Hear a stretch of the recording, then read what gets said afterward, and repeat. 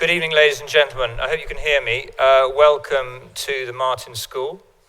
Great to see the house full for what I hope is a promising, an exciting hour and a half of your time. In fact, if you stay for drinks, it's a little bit more than an hour and a half. So I hope you're here to learn lots and enjoy a great talk from two great speakers. It's great to have Kate Raworth and Yadvinder Malhi here. But briefly, let me introduce myself. I'm the new person here at the Oxford Martin School. My name's Sam Bickersteth, and I've recently been appointed to lead the Planetary Health Economic Council, which is based here but funded by the Rockefeller Foundation. We are developing part of a group of actors around the world, developing the concept of planetary health, of course, of which this talk is going to give us all the answers, by the way, so that's why we asked Kate and Yadvinder along at an early stage. We're looking at this space of the interaction between environmental change and human health and well-being. We're focusing in this study over the next year and a half on large-scale transboundary environmental stresses and their material impact on human well-being, such as climate change, but also biodiversity and other these big planetary boundary issues. But we're using economics as the framework, as a solution, action-oriented approach, building on the work that Professor Sir Andy Haynes has done, actually, and he's presented on this topic previously here at the Martin School. So that's what we'll be doing. But I think just to stand back for a moment, it's worth thinking about some of these interconnections between human health and environmental change. If you start with human health, by almost any measure, human health is better now at any time in history. Life expectancy in the last 50 years has gone from 47 years to 69 years at global average. But we all know, and all of you in this room know very well, that these gains in human health have come at a high price in terms of the degradation of nature's ecosystems at a scale that has never been seen before in human history. By August this year, it's estimated we will have used more from nature than our planet can renew, i.e. we're using 1.7 Earths to produce and absorb all our waste by that in a year. And there's a growing evidence base around the impact of climate change on human health. Around 16% of all deaths worldwide are due to pollution, according to the WHO. So that's the space we're looking at. That interlinkage is the conversation here and the challenge on which I'm working with the team here at the Martin School. So we've got two great speakers to help us in our thinking and conversation to unpack what's going on, and they bring a great deal of global experience and deep thinking on these topics of planetary health from both the biological and social scientists. Yadvinder Malhi, Professor Yadvinder Malhi, is Professor of Ecosystem Science at the School of Geography and Environment, an ecologist, and co-director of the Oxford Martin Nature Conservancy Climate Partnership, and a fellow of the Royal Society. He is a contributing author to this book, Is the Planet Full? I bring Exhibit A. You can get, I think, even a signed copy if you speak nicely to him afterwards. They'll be on sale when you go and get a drink. Alongside Kate, alongside Yadvinder, in a seamless partnership of presentation this evening, will be Kate Raworth. Kate is also associated with that space that you all know in the School of Geography and Environment. Kate is a senior visiting research associate at the Environmental Change Institute, and of course is the author of Doughnut Economics, of which you have all got a copy, and if you haven't, you can also ask Kate to sign the copy you didn't bring or buy a new one this evening. Kate has really taken this concept a long way, and it's a real pleasure to have her with us on this.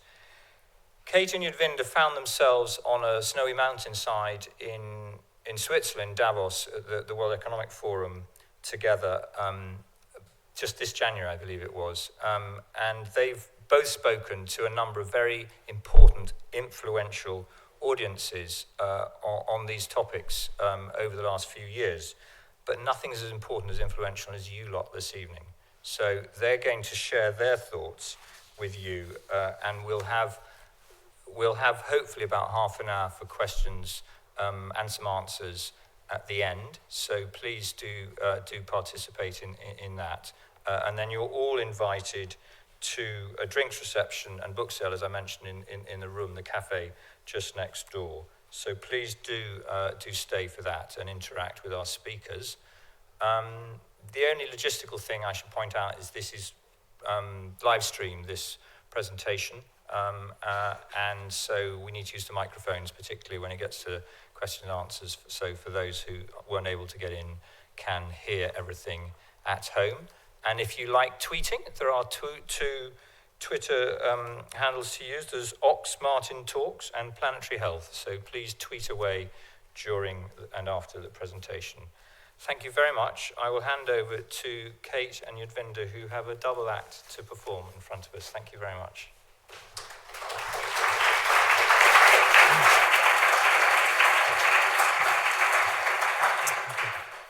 Can you hear me fine? Okay. Thank you, Sam. So I'll kick off first, and then Kate will come in, and then we'll have a little bit of a back and forth a couple of times.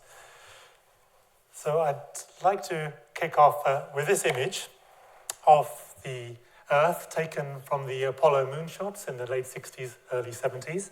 And the Apollo missions were heading to the moon.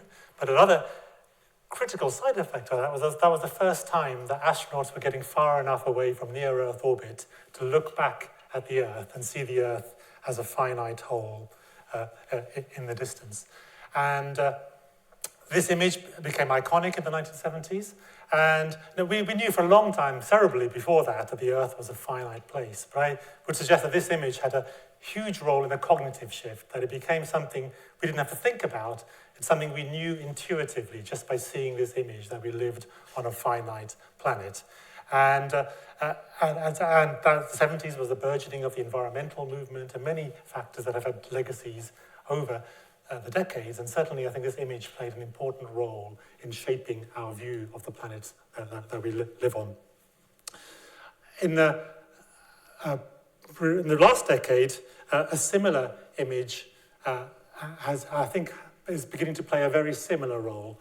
And this shows the Earth at night, and it shows the Earth lit up by the lights of human activity.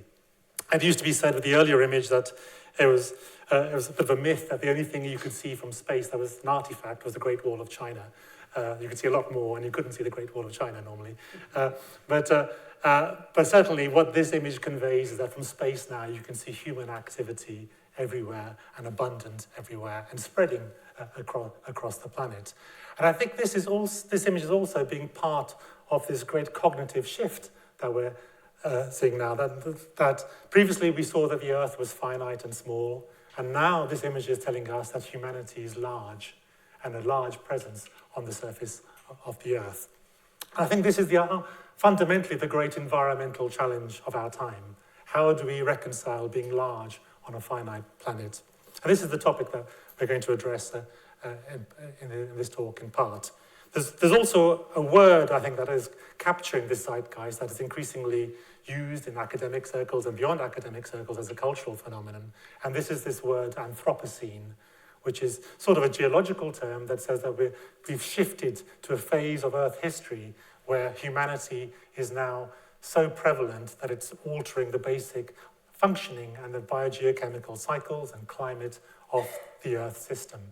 And this is essentially a new era in the history of the Earth. Our influence is so profound and so multidimensional. So the Anthropocene is about much more than just climate change. It's all the other ways that we are transforming the planet around us. There's a debate about when the Anthropocene begins, but broadly, if you look back in human history, you can draw a line like this in the bottom left, with increasing human influence throughout human history, significant events that are potential early precursors of the Anthropocene, such as the origin of farming, the European conquest of the Americas, the Industrial Revolution, and then a big upsurge from the mid-20th century, which is called the Great Acceleration. And this idea that the Anthropocene is described by the fact that we're getting so large in our influence that we're hitting these planetary boundaries. Our acts are so large that they're causing they're tightly coupled to the basic functioning of the planet. And this is something that's new in human history. We've always been hitting local environmental challenges and local environmental boundaries throughout human history, but a unique phenomenon since the 20th century is this tight intercoupling between human society and planetary function. And that's the defining feature, I would argue, of the Anthropocene. And many of the features that we see as under environmental challenges of our time, whether it's natural habitat loss, climate change, overharvesting of resources, or excess waste production, such as plastics in the ocean, they all basically come down to this underlying feature of humanity being large relative to the planet. And by large, I'm not talking about population in itself, but more, it's also about the activity that what that population does in terms of how much energy it consumes, how much resources it consumes.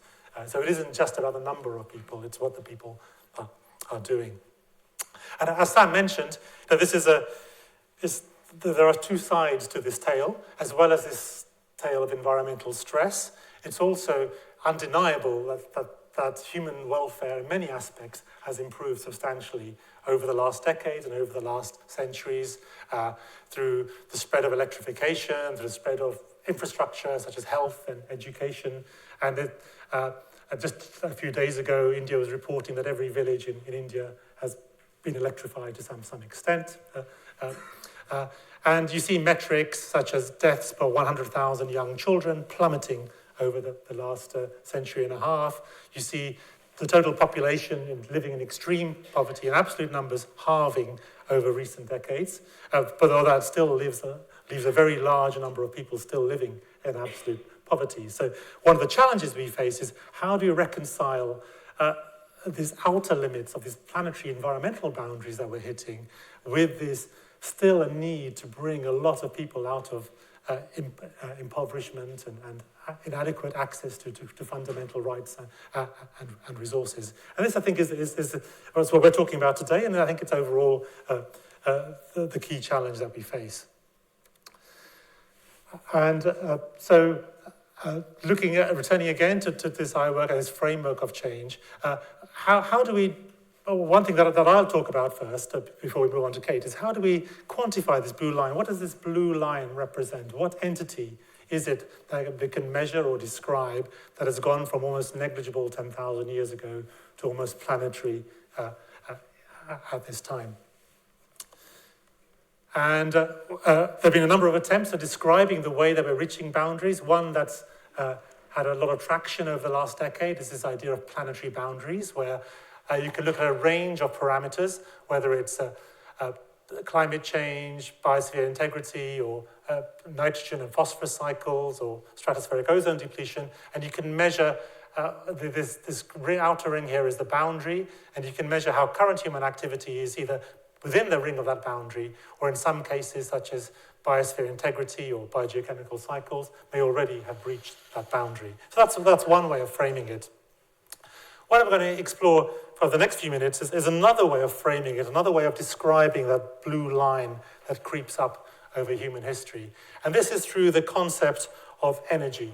And by energy, I don't just mean the fossil fuel or renewable energy that we use in modern societies, but the broader energy that flows through society, embedded in materials, embedded in food, that sustains our biological metabolism as well as our wider social activity. And in terms of biological energy, we can measure this quite well. We can do studies around the world to measure the rates of the conversion of solar energy through photosynthesis into biological chemical energy. And you can come up with maps like this that show some areas of land being more productive, the tropical regions, for example, other areas such as the deserts or the cold regions being less productive. And that's in terms of biomass, but we know the equations of photosynthesis. We can convert that biomass into a rate of biological energy capture, how we're turning photons into captured chemical energy. And globally on land, we can estimate there's about 150 terawatts, that's 150 million watts of energy, being the joules of energy per second. It's a rate of flow being converted into land biomass all the time. We can do a similar calculation for the oceans, The patterns are very different. In oceans, the limiting factor is not water or temperature. It tends to be nutrient supply. So you see areas such as the edges of continents and the margins being where most of the productivity is going on, and great deserts in the center of many of the oceans. But we can do a similar calculation for the oceans. It's a bit of a smaller number, but not much smaller. It's around 120 terawatts of energy flowing through plankton as biological energy into the oceans. And so how can we, this gives us a possible unit to work with, because we can convert the activity of the biosphere into an energy unit, and we can convert human activity into energy units, both direct energy use, but also embedded energy in our food and the materials that we use. And so the question I can ask is, can we compare how much energy flows through humanity and how much flows through the natural world? And this can give us one metric of how large humanity is compared to the processes of the natural world. And the concept I'll use is that of metabolism, the rate of energy usage by it comes by organisms. It comes as a biological term originally, so animals have a metabolism, we all have a metabolism. Plants also have a slower metabolism, but in terms of total biomass, it's huge. But also when we get to societies, there's much more to our metabolism than our individual biological energy use. There's a lot of energy embedded in the infrastructure of the societies that support us, in our transport systems, our health systems, our education systems. And we can come up with a broader concept of a social or extended metabolism that is a much larger energy usage than our individual biological usage. And the unit that I'll use is the watt, which is joules per second. Just to calibrate you, an old-fashioned tungsten light bulb was around 60 watts. Most of you sitting in this room will be burning at about 120 watts, 120 joules per second. That's the energy that you're consuming now sitting in this room. And why am I using energy? Partially it's about what's being consumed, but I think energy also is your capacity to do work. It's your capacity to change the world around you. So when we are in societies that are low in energy, say a hunter-gatherer in the Amazon forest, we don't really have the capacity to fundamentally alter the structure of the vegetation around us, deforest extensively. When we're in a society that's rich in energy, we can cast roads across the Amazon rainforest, we can cast railroads across the Americas, and we can transform the environment around us in a way when we're energy rich, which we can't do when we're energy poor. So it's much more describing our potential to influence the world around us. So I'm going to give you a quick tour through history. Apologies to my students who have probably seen these slides more often than they like. Just to let's go back 10,000 years ago to the dawn of the agricultural revolution, the Neolithic revolution, when everybody on Earth was a hunter-gatherer. And we can do these calculations around our metabolism. As I said, the human metabolism is around 2 of these light bulbs, around 120 watts. But even hunter-gatherers have an extended metabolism. They use fire to cook their food. There's embedded energy in a lot of their activities, which is about 3 times that size. So the extended metabolism of a hunter-gatherer is around 300 watts. But one key feature of the hunter-gatherer lifestyle is, with a few local exceptions, such as rich fisheries, you're very limited to what energy and nutrients you can get from the natural world. It's what fruits or berries or a bit of hunting you can do here.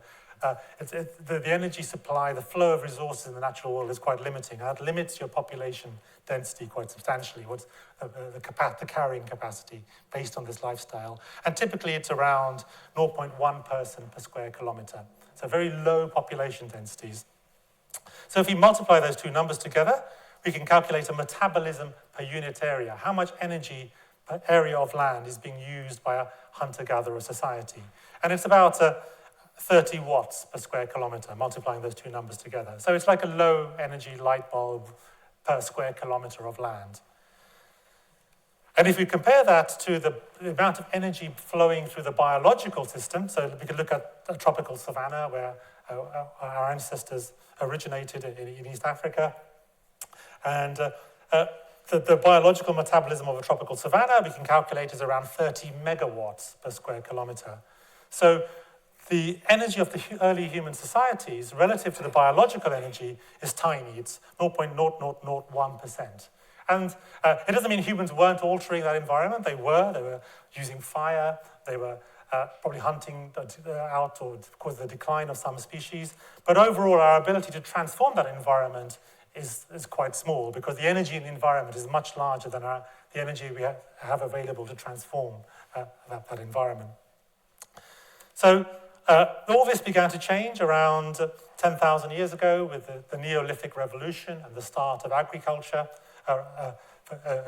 in Eurasia, in the Americas, in multiple places independently around the world at the end of the last ice age. And one way of viewing agriculture is that it is the colonization of ecosystems. So rather than just taking from natural ecosystems what we can take out of that natural system, we take over and transform that ecosystem so that its primary function is to provide resources for the human society. So we effectively have colonized that system. Another feature of agriculture is that certainly we can improve agriculture over time by improving yields and technological advancement, but at some extent we can also be always limited by one particular area, a factor, which is the amount of area that we have available for our agricultural system. So it always runs a potential of being area limited at some point in human history. And so if we look at, do a calculation for somewhere around 1700, this is Central Europe, around 1700, these particular calculations, we see now the extended metabolism, the metabolism embedded in that wider agricultural society is much, much larger. It's around 2,000 watts compared to about 300 for a hunter-gatherer society. But with agricultural societies, you can support much higher densities of populations. So overall, you can support a density of around 40 people per square kilometer, typically in a 17th century European society. And if you multiply those two numbers together, you get an energy per unit area of around 80 kilowatts per square kilometer.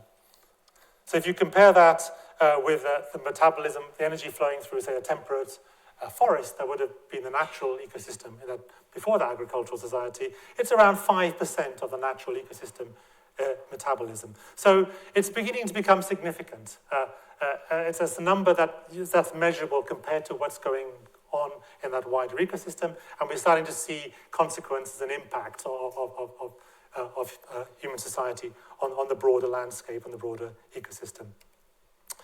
And everything began to change then around the 1750s. Humans have been using coal in very limited ways before that, but it was really with the start of the Industrial Revolution that large-scale use of coal and other fossil fuels became prevalent.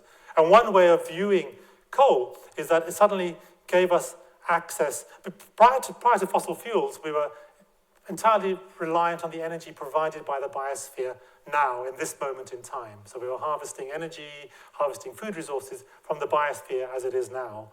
What fossil fuels gave us access to was the energy captured by the biosphere in the deep past and buried in the ground in the form of enriched carbon concentrations, fossil fuels. So we added an extra dimension and a dimension of time to our energy use. Where we were being limited spatially by energy, we could travel in time effectively and use the energy that had been captured by the biosphere hundreds of millions of years ago and use that to intensify our energy use and the use metabolism of our societies. And this little animation here, it shows carbon dioxide emissions, but as more and more of our energy comes from fossil fuels, I'd say look at this in a different way. Look at this animation as showing us the industrial metabolism of humanity and how it changed from around 1750 to around now. So hopefully it'll play. Yep. So you can see around 1760, it's all the small island off the west coast of Eurasia that is lighting up blue with the Industrial Revolution. As we get to the 1820s, you start seeing Western Europe beginning to light up. By around 1850, the east coast of North America begins to light up with this industrial metabolism. As you approach 1900, you suddenly see Japan starting to blaze quite furiously. A few dips during the Great War and the Second World War. And then as you come into the mid-20th century, you suddenly see this great acceleration, this surging of metabolism across from its North American, European heartlands, across much of Asia, and increasingly South America, parts of Africa also begin to light up. So this captures in animation this transformation of our metabolism from a predominantly agricultural metabolism to a predominantly industrial one. And so by using historical data, you can calculate how metabolism changed over human history, and you tend to get this sort of line over time. This is for Eurasia as a whole, and you see a slow increase from the agricultural revolution, a surge a few thousand years ago, an interesting period since about 2,000 years ago until about the 17th century, where there wasn't much change over time. And it's interesting to speculate what's going on here. 2,000 years ago was Rome, the Han Dynasty, big empires, so one possible interpretation of this is that the agricultural mode of energy usage was reaching some sort of boundary, some sort of limit, that we weren't able to. You could always have some tweaks and things, but overall societies were actually close to the boundaries that existed within their mode of energy use. And they were vulnerable to other immediate factors, whether it's famine, whether it's barbarian invasions from the central steppes, whether other factors come through. But they were, by being societies close to their boundaries, they were vulnerable to those shocks, and they didn't have enough surplus energy to be resilient and bounce back from those shocks. And then it all began to change, and we see this metabolism, this energy use surging up over the last few centuries. So let's look at the numbers for England for this decade. Now, the average social metabolism in England, these are numbers only for England rather than for the whole UK. The average metabolism is around 8,000 watts per person. We can support in an industrial society a much higher population density of around 400 people per square kilometre. So if we multiply those two, firstly, if you look at the natural ecosystem in England, the metabolism in a non-human baseline would be around 200 gigawatts of energy flowing through the biosphere in England. If we multiply those first two numbers together, the social metabolism of the English population is around 400 gigawatts. So it's twice as large as the natural metabolism. And that's possible for two reasons. One is, firstly, we import a lot of our metabolism from other parts of the world in terms of raw materials we use that are primarily produced in other regions. And the second is that only part of that metabolism comes directly from the biosphere. A large part of that metabolism comes from the fossil biosphere from the past, or increasingly now, to some extent, from renewables and other sources of energy. And that's why there's twice as much energy flowing through humanity in England than there is through the natural English landscape. So let's now look at this again from a planetary level. Look at this question.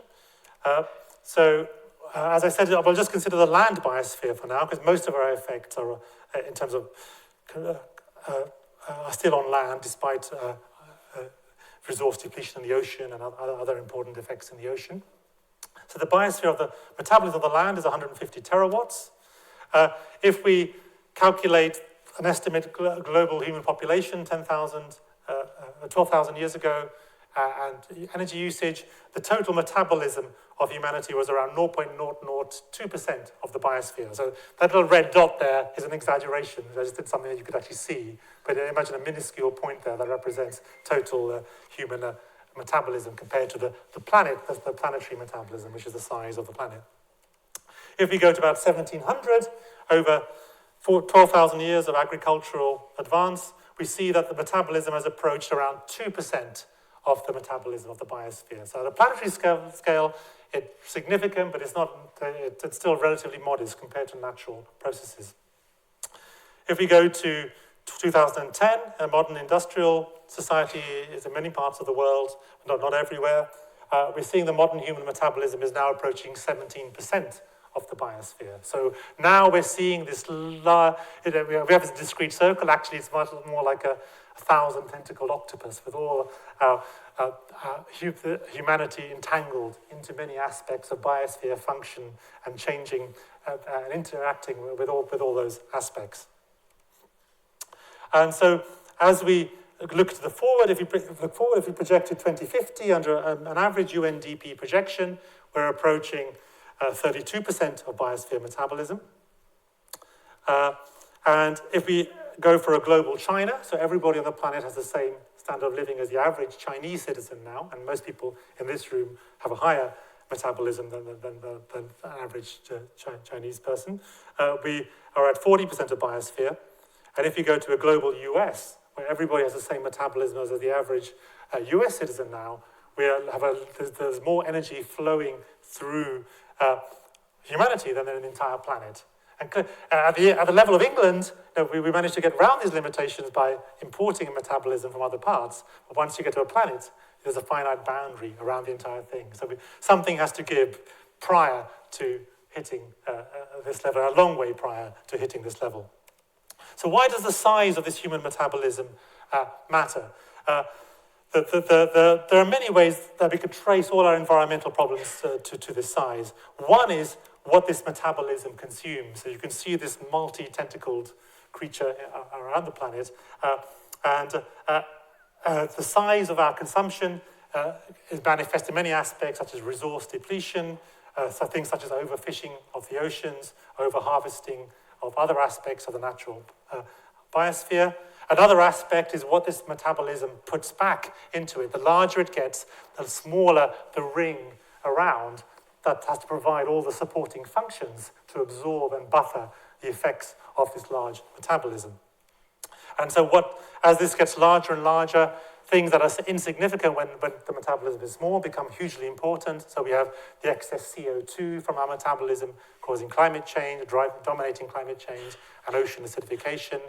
Plastics production being an issue in oceans and other systems, and just the sheer quantity of human and industrial waste. And the other thing is this metabolism occupies physical space. So the more space is occupied or appropriated as agricultural systems and urban systems for human use, the less space there is for the other citizens and denizens of our biosphere. So we have deforestation, habitat loss, species extinction, and all the other aspects. So it's a framework that helps us understand how these other connecting features come together.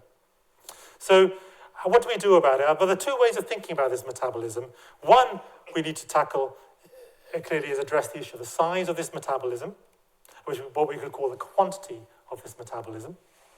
And the other feature is, what really matters is not only the size, but also this interface, these arrows that connect our metabolism to the planetary metabolism. So there's one other way we can manage or reduce the size of those arrows, and that is through what could be called the quality of metabolism. How much of that metabolism can be internally circulated so it's not interfacing directly as much with the biosphere metabolism. And that could be done through ideas, for example, renewable sources of energy or a circular economy where materials are reused rather than being pumped in from the outside and waste being pumped out to the outside of this metabolism.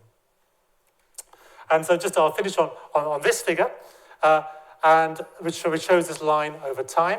And I want to highlight that this extraordinary line, which is only really a century or two deep in human history, which has become the norm of the way we think and value what is a good society, what is a desirable state for our world, for our economy to be. And it's become almost default to think that this line can implicitly go on forever. And what I hope I've been showing you that we're hitting new constraints that mean that this line, whether by choice or by force, is soon not going to be able to expand any further. It cannot go on forever. And the challenge we face is, can we do this through conscious choice or through bouncing and hitting these fundamental life support systems of the planet? And over to Kate.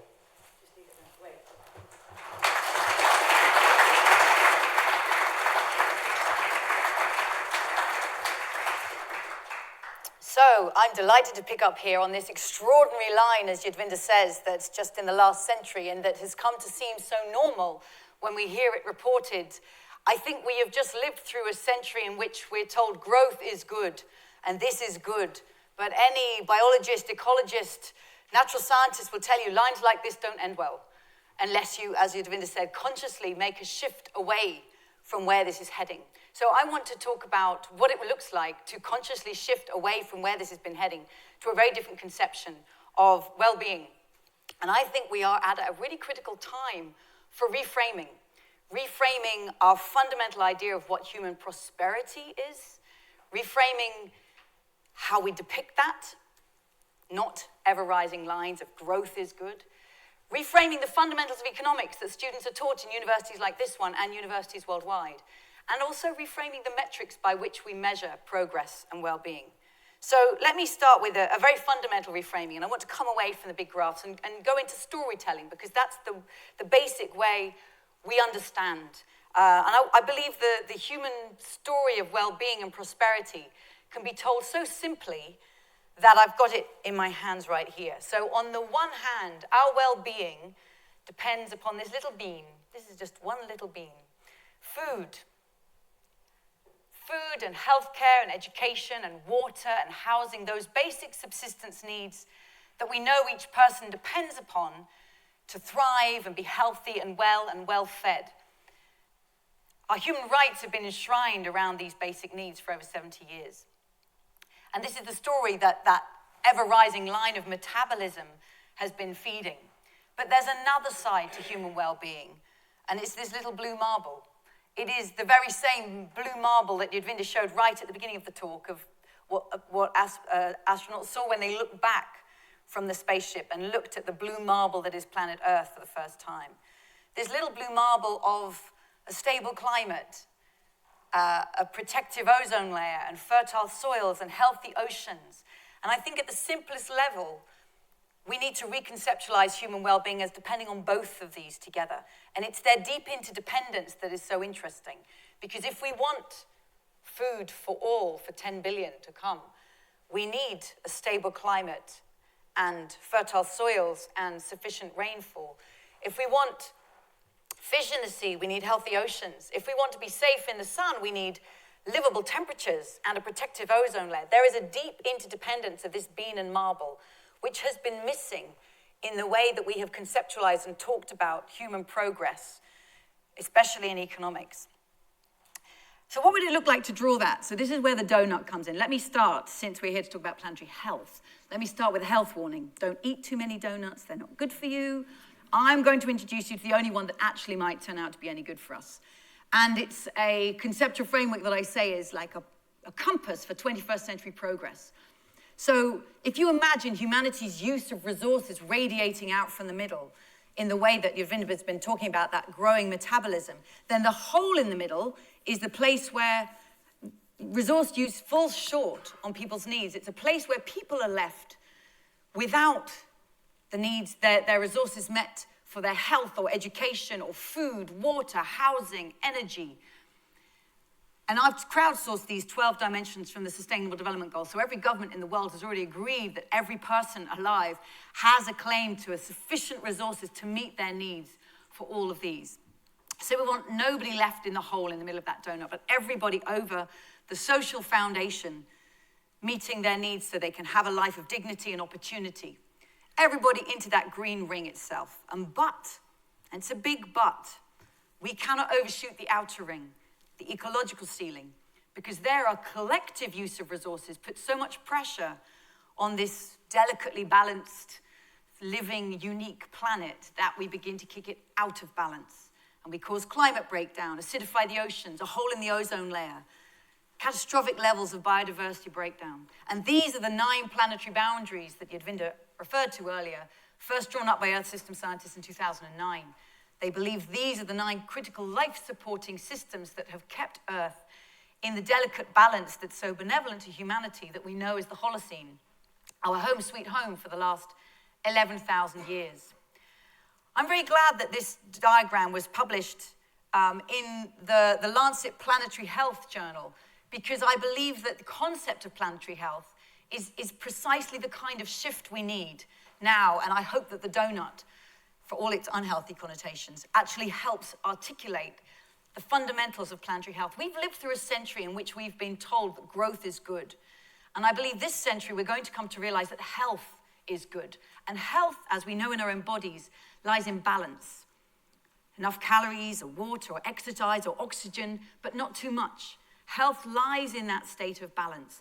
As I believe planetary health, the relationship between the bean and the marble, human needs and planetary stability lies in finding a new balance that we've not found before. But if I offer this to you a compass, well, you want to know where we are now, and it's not an easy picture to look at because that red shows you either shortfall on individuals' needs towards the center of the circle or overshoot. So on every one of those social dimensions, you can see that there are millions or billions of people in the world who are left falling short. I'll give you an illustration of one of them here. Food, this red wedge goes 11% of the way to the middle of the circle because 11% of people worldwide don't have enough food to eat. But on every one of these dimensions, there are people who are in countries rich and poor falling short. And yet at the same time, we've already overshot at least 4 of these planetary boundaries. On climate change, on biodiversity loss, on excessive levels of fertilizer use that leaches out from fields into lakes and rivers and chokes off life in water bodies, and converting too much Earth's surface for human use. So the question here, does the planet have boundaries? Earth system scientists would say the Holocene state that is the home sweet home to humanity, we believe there are boundaries of pressure that we would be foolish to go beyond, but we're already beyond these. And when we look at this picture, this shortfall and overshoot at the same time, this is the state of humanity in our planetary home. It's a snapshot of we, the people of the early 21st century. You could say it's our collective selfie. And we're the first generation to see it. No economists from last century saw this. So why would we imagine that their theories were in any way equipped to take on the challenges that this presents us? No politicians, no business leaders from last century saw this. Why would we imagine their policies or their business models were designed to tackle this challenge? We're the first to see it, and probably the last with a real chance of turning it around. I believe we knew concepts like planetary health, like coming into balance, and new economic ideas and policies and business models if we're to take this challenge on and turn our legacy around. So I want to go back to economics, which is what I studied just down the road in Balliol College, which I loved, but was deeply frustrated by the theories I was taught, because I feel that the economic mindset of the 20th century really leaves students falling far short on what's needed as a mindset for the 21st. Sorry, there's just some of the data that's underlying here. I'm not going to dive into it now, but if anybody wants to raise questions later, we can. So I say to economists who say I'm protesting too much, I say, show me the first image you teach, and show me the biggest picture you have of the economy, and show me how you depict the living world, because I believe all 3 of these fall short. The first image, what is the first image that's taught in mainstream economics? Supply and demand. It's the same answer everywhere in the world. So it's the supply and demand of market price, as if to say, welcome to economics, the economy is the market, and the market's in equilibrium. And when we start there, we have prioritized the market and the price as the metric of economics, and this has far-reaching consequences. The biggest picture of the economy was actually first drawn 70 years ago this year by Paul Samuelson in his iconic textbook, Economics. It's the essential market relationship between households and business. Households provide labor and capital. In return, they get wages and profit. They can spend it on consumer goods, and they get goods and services. So the resources go round and round, and so does the money. And there are some leakages through banks, governments, and trade, but it comes back in. But what you can see visually, and visually matters so much, is that it's closed, self-contained, and the metric that's tracking through those arrows is money. This was handy for national income accounting. It was handy for Keynesian economics about rebooting an economy that's fallen into depression. But this is still the biggest picture of the economy and its actors that we are shown in mainstream economics today. And it's extraordinary what blank spaces it houses. It says absolutely nothing about the living world. The energy and the materials and matter that are drawn daily into the economy and spewed out as waste and pollution.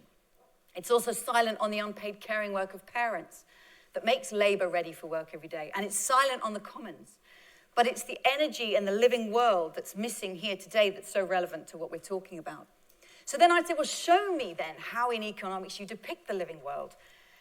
And in words and pictures, I think it leaves us falling far short. In my education, if I wanted to talk about climate change, hole in the ozone layer, the collapse of ecosystems, chemical pollution, I was offered 2 words: environmental externalities.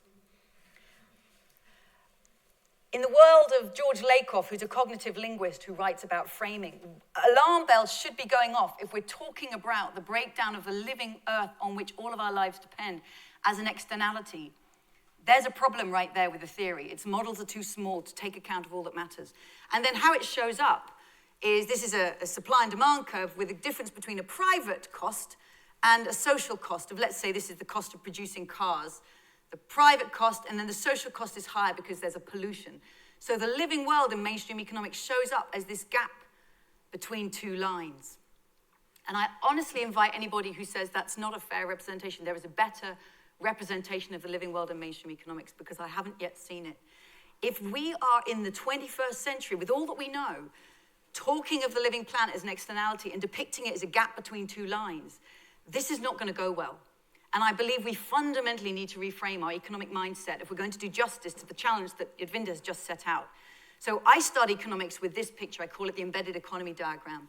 If you're familiar with ecological economics, feminist economics, and commons theory, you'll see that they're brought together here.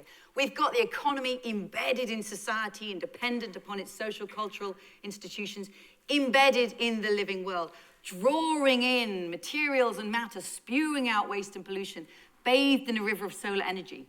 So you can see right there this metabolism that Yadvinder's talking about. And in fact, I can label these, the Earth has the planetary metabolism and society has that social metabolism, the human metabolism, in relation to what he said.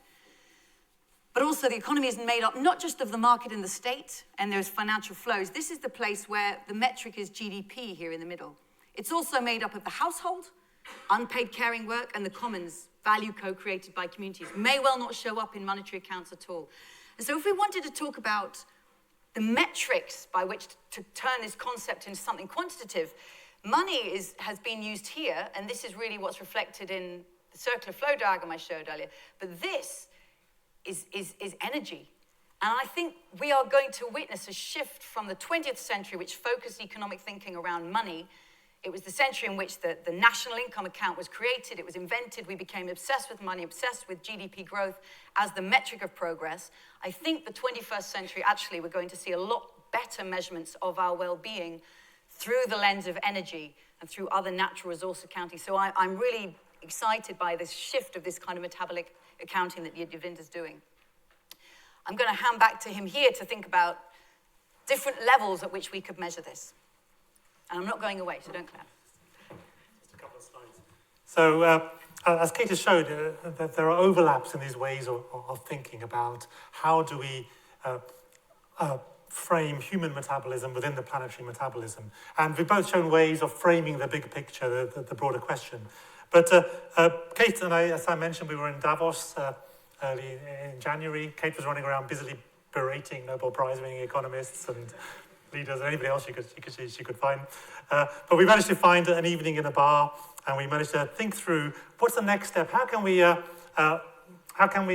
make this something tangible that we can test out at a scale to see how much the framework can be something testable and develop models and data around. And the planet ultimately is the ultimate test bed. It's finite and it's bounded, and that's where we really want to focus the overall work. But it's a difficult scale to work at in terms of access to data at a global level, in terms of tangibility, access to key decision makers, key policy levers. In fact, access to any sort of central decision making. But if you look at the Earth from space, and you look down, you can see something that gives us a clue at the level that we may want to work at. And that is these night lights, again, that reflect human metabolism, tend to be concentrated in little hotspots. And those are cities. And so maybe a tangible way forward immediately is to work at the level of the urban environment, of the city, and see whether we can explore these ideas of human metabolism and natural metabolism, while recognizing that cities, the problem with cities is that they have diffuse boundaries. Their hinterlands, their economic tentacles are planetary, but it becomes a tangible level at which to work. And so this is the area that we'll be beginning to explore, and I'll turn back to Kate now to give some examples.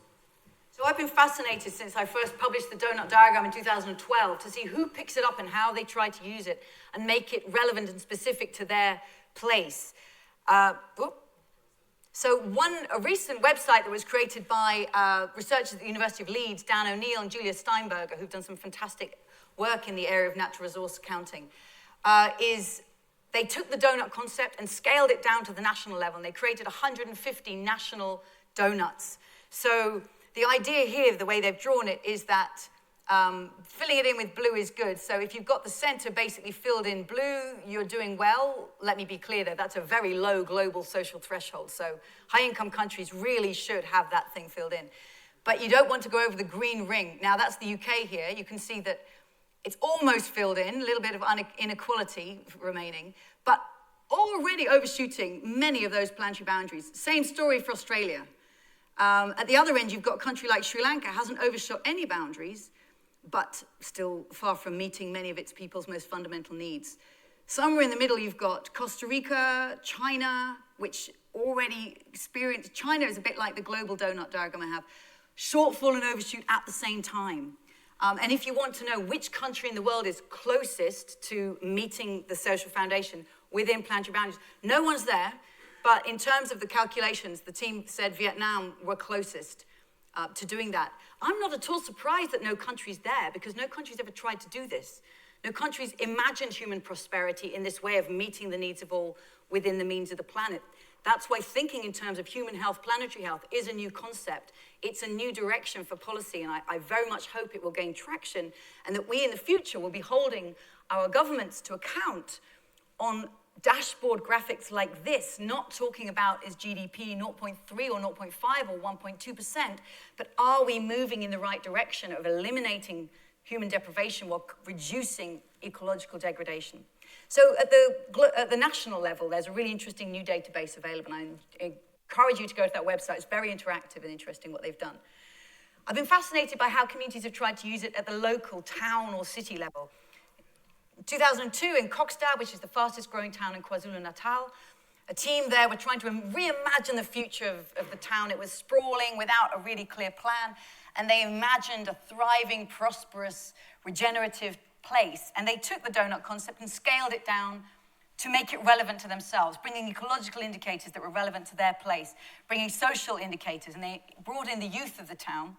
My favorite thing is the youth said, we need to add one indicator to this. It has to be fun. Transforming your economy, right? It has to be fun, otherwise we're never going to do it. So I thought that was an excellent innovation. In China, some studies tried to, again, create regional donut at the scale of Lake Erhai or Xucheng County, trying to look at the relationship between provisioning for needs locally versus that ecological stress. So researchers have been trying to take this and see how it illuminates a different understanding when we draw data differently and measure different things. At the level of the city, I was fascinated when I was contacted by some urban designers called Urban Minds in Stockholm, who were going to be developing a new suburb in Stockholm, this area here. There's a train line there that's never been opened, and this has always been slated to be a new suburb about 15 minutes from downtown Stockholm. And they said to me, look, we've got your donut on our design table, because we're using it as an aspirational blueprint for how can we create a new suburb that meets the needs of its residents for health, education, and housing, and transport, and energy, but that respects the thriving ecosystem into which it's being built. We want to create the world's most sustainable living districts. Actually, they said, we're going to call them donut districts. I thought, what have I done?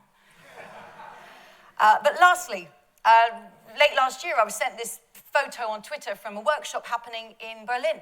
We're kind of trying to come up with a city donut. What does that look like? And it's clear that people are hungry for new metrics, new ways of understanding the thrivability of a place.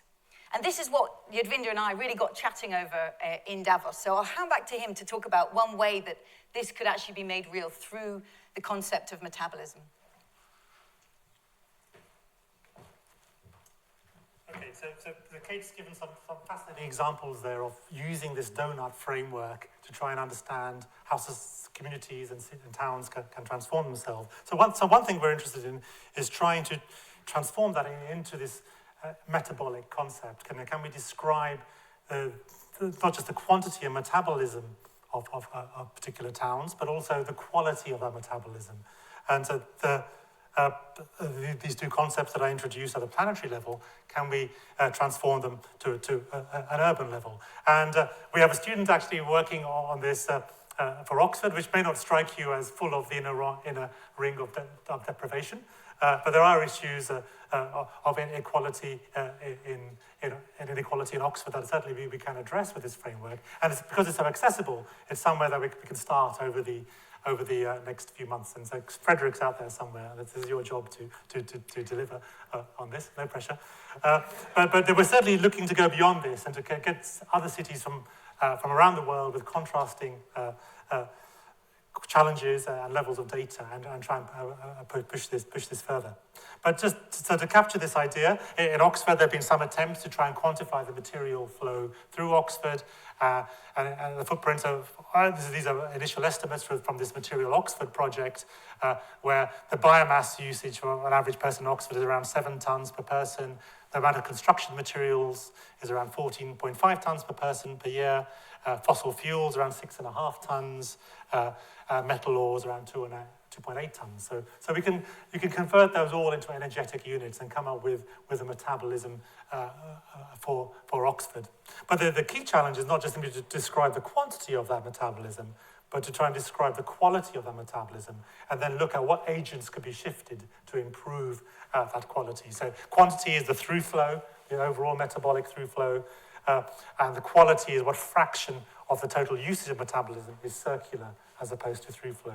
So examples of what we could call dirty metabolism are the use of fossil fuels, use of primary raw materials, open disposal of waste, linear processes such as this, and high ecological impacts. Whereas examples of a cleaner metabolism are renewable fuels, reused or renewable materials, recycling of waste. There's basically these circular processes with lower, there's still some ecological impact, but with lower ecological impact. So I'll leave it there. So this picture, I think that the Planetary Health Group picked from somewhere from the web to describe our talk was actually more apposite than perhaps they realized when they chose it, because it captures this idea of the planetary metabolism and the quality of our metabolism being as important as the quantity. So either to the left, we have something that could be seen as a higher quality metabolism, to the right, a lower quality metabolism that ultimately leads to breaching planetary boundaries and the breakdown of the life-supporting biosphere. So, thank you. Both got mics on. Well, thank you. Thank you very much, Kate and Yadvinder. Very good lots of things to take away. Collective selfies, social metabolism, an energy talk it was, in fact. So fantastic, and I'm sure lots of triggers in your own minds. We've got a short time for questions, and I will take some if we have some. So Hannah's at the back with a microphone. Are there any questions at the back of the room? Let me start there first. The back is shy. There's a question here, please. Let's take 2 or 3 questions and I'll come to the front. So neither Yadvinder or Kate really talked about human population. For example, it doesn't feature in the donut. For me, this issue's kind of slipped off the environmental agenda altogether in the last 20 years. My question is, should we define an optimal human population? And if so, what is the number? I'll take now a couple of questions. Come to the front. There's a lady here. In terms of countries that have overstepped their boundaries and exceeded greatly, what would their economics look like if they were to entertain the notion of negative GDP growth? Would that lead to collapse in the banking systems and collapse in the economies as such? And we'll take one question here and we'll stop there. Jenny. I'm going to ask you a question on the donuts you showed of the countries that are getting close to getting it right and the ones that are further apart. There are obviously presumably lots more donuts for lots more cities around that you showed us. Are there any similarities that you can draw between the cities that appear to be getting it right that could perhaps be applied to lessons identified for the others? Okay, thank you. Oh, I'll start on that one. So there's over 150 countries been done on that database. It's brand new. And I think if there's any students in the room looking for a database to play with, I think it's a really nice one. Precisely to do that, to divide countries in terms of, you could do a sort of almost 2x2 matrix of those who are over meeting the social threshold and falling short, those who are within planetary boundaries or exceeding, and what's the relation. And there are any patterns that emerge in the relationships between those.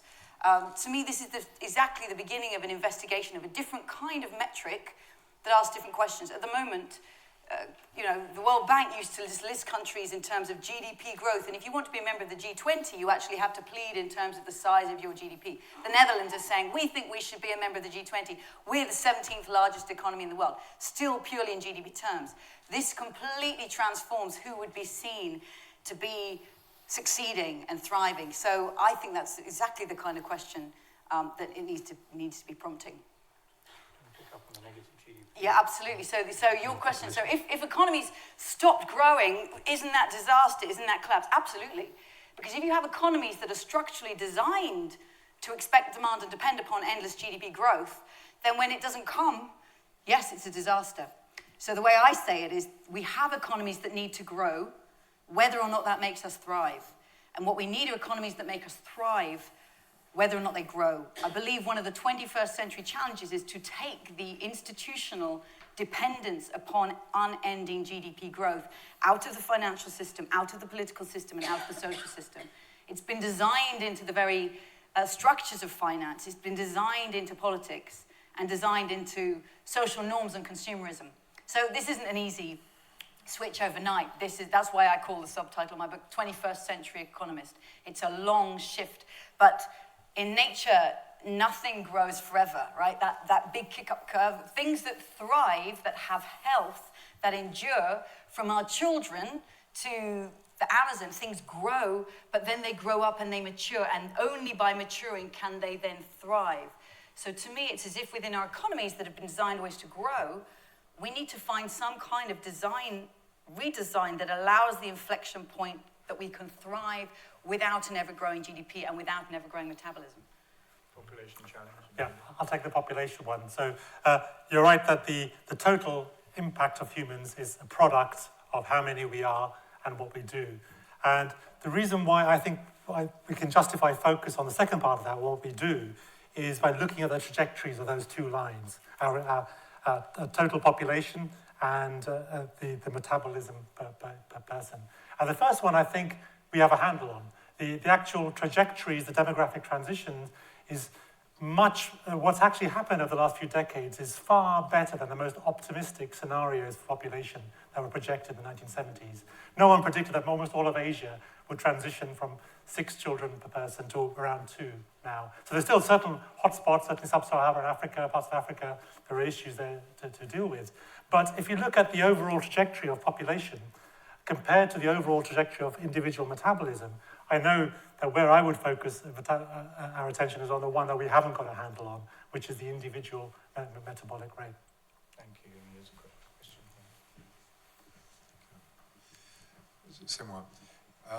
One comes to these wonderful lectures and one hears wonderful people explaining in ever more beautiful and elegant forms the predicament into which we're hurtling. What is being done about the mobilization of consensuality across the world? Where is the discipline growing? Possibly from the arts, might it? In the old days, 10,000 years ago, societies managed their equilibrium with their environment to a large degree by ritual.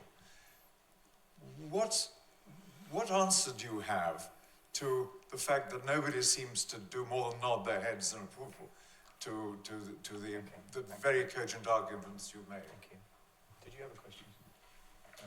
This lady here, please.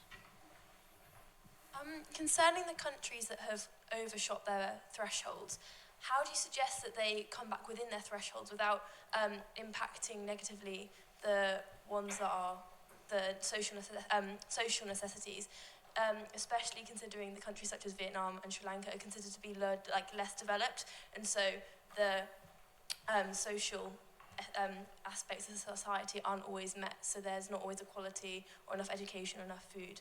So how would you suggest that we maintain high quality of social well-being whilst also coming within the boundaries? Thank you. There's a question here. Do one more round after this.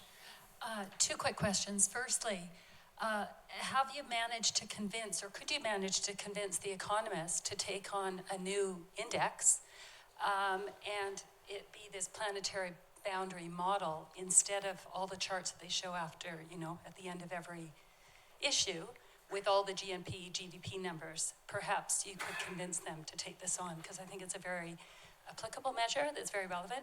Secondly, what universities in the world have adopted the new model of economics and business training? I know in my graduate work, you're right, supply and demand was the first graph that we were shown.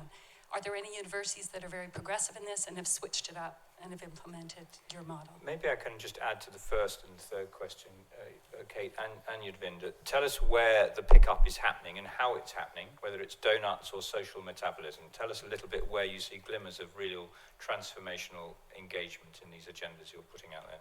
Okay, do you want to go first? Okay, where is the pickup happening in universities? And I'm passionate about the pickup happening in universities because it's the place where the mindset of economics is created. And anybody who studies a little bit of economics then takes it into their life to become a politician or a business leader or a journalist or a lawyer or a community activist. So it's that economic mindset that frames the public narrative of what the economy is and is for and what success looks like.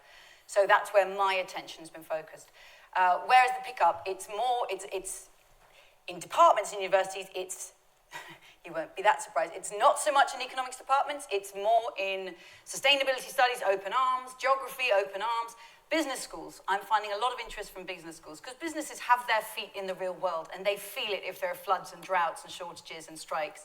So I'm working with the business school in Lausanne who say, we don't want to teach our students 20th century economics, we know it damages them. We want to teach them a 21st century economic mindset. Invited by INSEAD to help work with them on that. So I'm actually trying to tap in precisely to the places where there's a real energy and a desire to create a transformative. But there are some universities in the world that offer a course in ecological economics, in Leeds, in Vermont, and other places. And they say to me, oh, we're using Doughnut Economics as a course textbook. Great. And more. There's many others. I'm just building on other people's work. But it is beginning to have traction, not just in universities, in businesses themselves, in political parties. I've been amazed by the number of politicians who've approached me. I never imagined they would be interested. This seemed too long a view. But I can tell that politicians, too, are absolutely hungry for a new way of talking about what economic thriving looks like. I hope this gentleman's being satisfied. Tell us about social metabolism. Okay. Well, I'd say the pickup is happening in Doughnut Economics, because Kate's written a terrific book that you should all read. Perhaps I'll tackle the second question about countries like Vietnam. How do you rein in those boundaries? How do you persuade countries to do that? And I think this is where the argument around the quality of the metabolism in various forms comes in. So everybody recognizes that Vietnam needs an economy of a certain size to provide potential welfare and fulfillment for its population.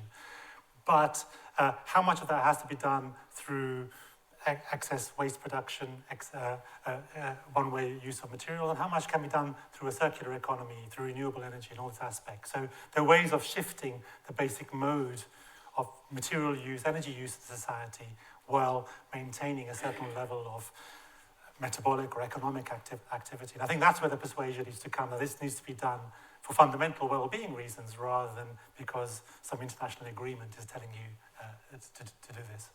Can I add on that? And I think the question you ask is the 21st century question. How do we do this? And if this prompts you to want to ask that, fantastic. Because then now we're in the place that we're asking the right questions. And it's along with rethinking the energy flows, it's about institutional design. So how do we provide mobility? How do you provide food? How do you provide shelter, energy? And what kind of institutions, in terms of market institutions, but also the role of the state and regulation and public investment, but also the role and behavior of households and re-enabling the commons. So all those four sectors of provisioning, and what kind of financial sector would actually be in service to this? To me, it raises fascinating economic design questions that I think should be at the heart of 21st century economic education. Thank you, Kate. We've got time for 3 more questions. Very short, please. One gentleman here, gentleman over there, and Jim at the front. Yeah, I just got a question about healthcare. Where are you? Yeah, People in different places around the world have different expectations around healthcare. If you talk to people who work in the NHS, they often say that meeting those expectations almost take up the entire UK economy just to meet their expectations. So is there, in the donut, is there a kind of limit or a restructuring of people's expectations around healthcare to make sure that you can actually stay inside the donut and that healthcare doesn't sort of balloon Short the questions, social please. metabolism? Gentlemen, 2 behind you, 1 over here, and I'm going to take 4, but that's it. I'm interested in how you quantify the ecological impact of renewables, because as an ecologist, I'd quantify them as higher than most other fuels. Thank you. Over there. No, sorry, right at the back, the gentleman against the wall. David Marshall, Department of Physics. As a physicist, I've always been baffled by the concept of sustainable exponential growth, which, as you said, Kate, at the start is a mathematical impossibility. So my question's a very basic one. How did a mathematical impossibility, sustainable economic growth, become acceptable in mainstream politics? Perhaps politicians aren't known for their mathematical fluency, but also in economics, where economists, frankly, should know better. Thank you. Jim, do you have a burning question? Can you speak loudly? Do you need a microphone? Yes, you do, actually. Yeah, and my question, in a sense, is the flip side to Dave. I'm surprised, Kate, that you're so worried about economic growth, because, as you've said, it's based on such a narrow and irrelevant metric. What matters is the transition to the circular metabolism that you've been talking about. So why argue about growth? Okay. Big questions. Okay, so why care about growth? Because, and we could reframe and say, let's use a measure of genuine progress instead of GDP, but politicians still keep coming back to the fundamental metric of what's happening to GDP, and I think it's because our economies are structurally dependent upon unending growth. Financially, because at the heart of the financial system is the pursuit of the maximum rate of return, which drives publicly traded companies to show every quarter that they have growing sales, growing profits, and growing market share. Otherwise, we sell your shares. So that drives them to grow. And banks, commercial banks, create money as debt that bears interest. That is a growth driver. Politically, politicians want to raise tax revenue without raising the tax rate. Growing GDP promises that. So there's a drive within politics to have a growing economy, and no politician wants to lose their place in the G20 family photo, right? There they are on the stage. You don't want to be booted out by Nigeria or Vietnam or Malaysia, but if your GDP stops growing, you'll no longer have a place at that geopolitical table. So I think there's a political lock-in to having endless growth. And socially, I think we've had a century of mass consumerism that has convinced us that we improve ourselves when we buy something more. I was gobsmacked by the cover of the Oxford Times this week that said, yes, the new shopping centre has been a success, and a business analyst said, Oxford is a city that at last has found its purpose again. It's like, wow. Yeah, you read, it's there. Oxford has found its purpose. We have a shopping centre. So when we have an economy that is structurally dependent upon unending growth, it means that it is something that is continually pursued. And as I think we see through Britain's late delivery on and then dubious reporting on progress towards climate change targets, when higher goals come into conflict with pursuing GDP, you get chancellors who say things like, I'm not going to satisfy the economy of the UK for the environment. So they continually will separate these. So I think the presumption that GDP can grow forever is deeply rooted in and always seems to come back and trump any other articulation of higher goals. And why is it written in? Well, there's a fascinating story that goes back to, from the 1930s, GDP became the new metric, the single number by which you can measure your success. In the 50s and 60s, it became seen as the overriding policy goal. In 61, the OECD was founded. Article 1A of the Constitution was to pursue the highest sustainable rate of economic growth.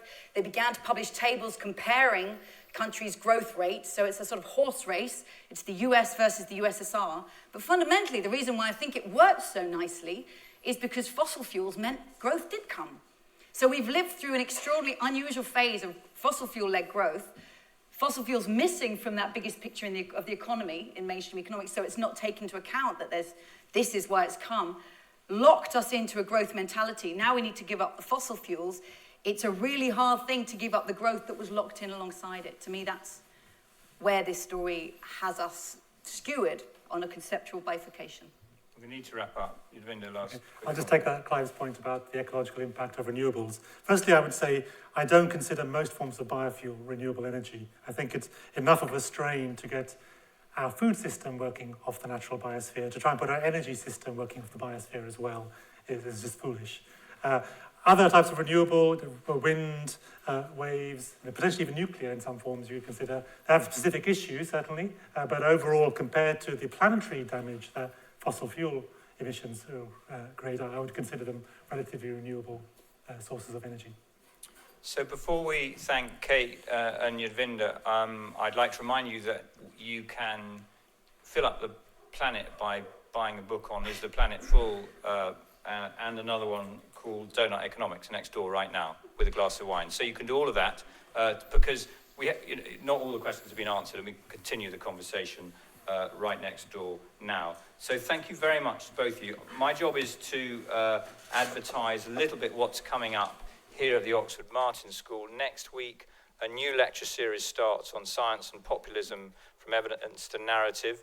The head of the UK government's policy lab, Andrea Siodmok, is speaking on better policy making, being more open and connected with people, including what to do with shopping centres in Oxford, perhaps.